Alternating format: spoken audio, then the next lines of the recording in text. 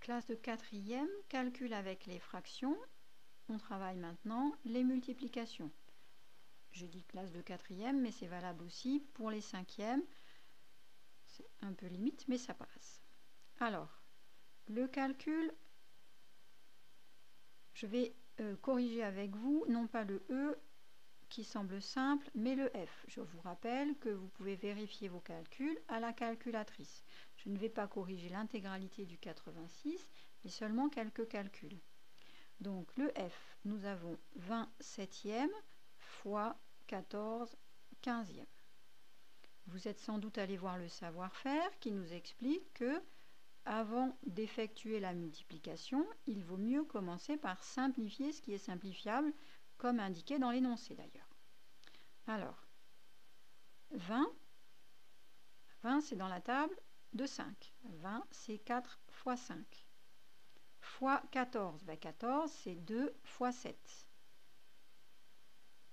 Sur 7 fois 15, c'est 3 fois 5. Les parenthèses que je viens de mettre ici ne sont pas du tout obligatoires. Je les mets ici pour qu'on puisse se repérer, qu'on ne se perde pas dans tous les chiffres après au numérateur et au dénominateur. D'accord, tous ces nombres que l'on aura mis dans tous les sens. Alors maintenant, je vais essayer de simplifier.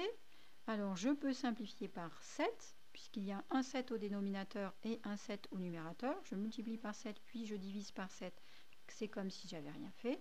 Et je peux encore simplifier par 5. Je multiplie par 5, puis je divise par 5. C'est comme si j'avais rien fait. Il me reste au numérateur 4 fois 2, c'est-à-dire 8, sur rien fois 3. Alors, ce n'est pas rien, hein, c'est le 1, le nombre invisible de la multiplication. 1 fois 3, 3. Donc, pour F, le résultat est 8 tiers. Maintenant, je vais corriger le H. 45 quarts multiplié par 4 cinquièmes. Encore une fois, multiplier par deux fractions entre elles, c'est multiplier en haut tout ce qui est en haut, en bas tout ce qui est en bas. Donc, je vais faire 45 fois 4 sur 4 fois 5. 45, je vais peut-être l'écrire, ça sera peut-être plus clair, je ne l'ai pas mis là, j'aurais peut-être dû le mettre. Voilà, donc je l'écris.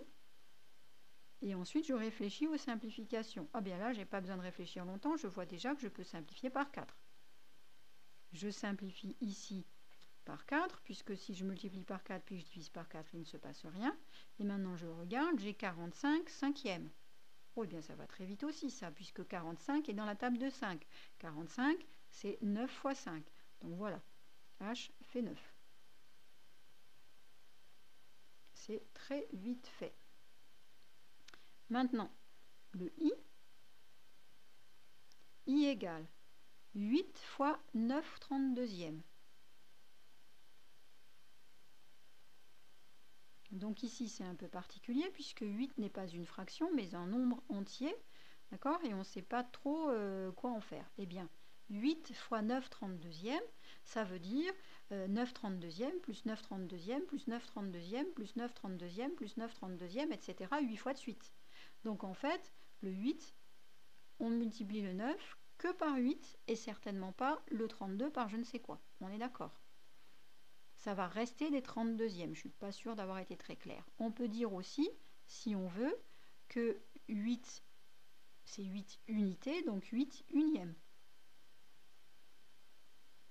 D'accord?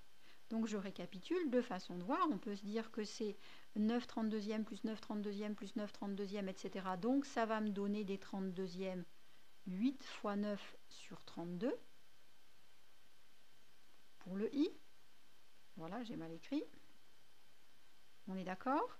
Ou bien 8 unièmes fois 9 32e, je multiplie deux fractions, 8 fois 9, 8 fois 9, 1 fois 32, 32. Maintenant, je vais essayer de simplifier avant de multiplier.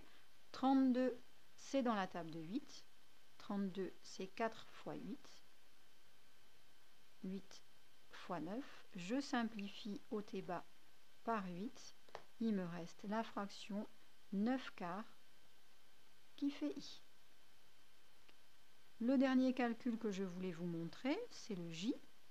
J égale 3 fois 4 sur 4 fois 3. On remarque tout de suite qu'on peut simplifier par 3, qu'on peut simplifier par 4. Et que reste-t-il?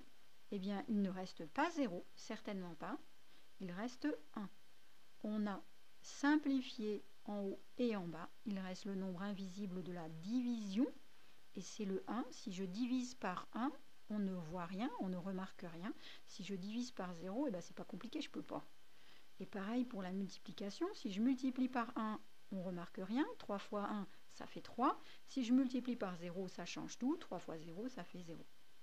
Donc on fait bien attention quand on a simplifié complètement un étage. Ce qui reste à l'étage, ce n'est pas 0, c'est 1.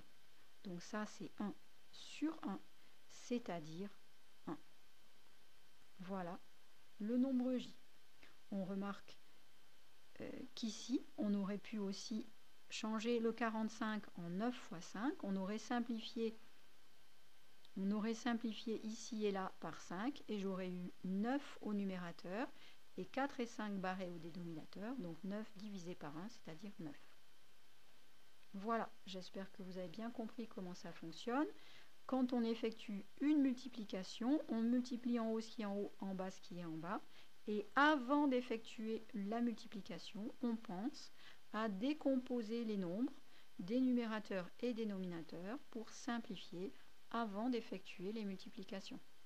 Enfin, dernier point à retenir, quand un étage est entièrement barré, il reste le 1.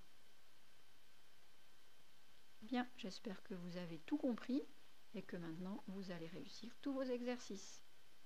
Alors bon entraînement!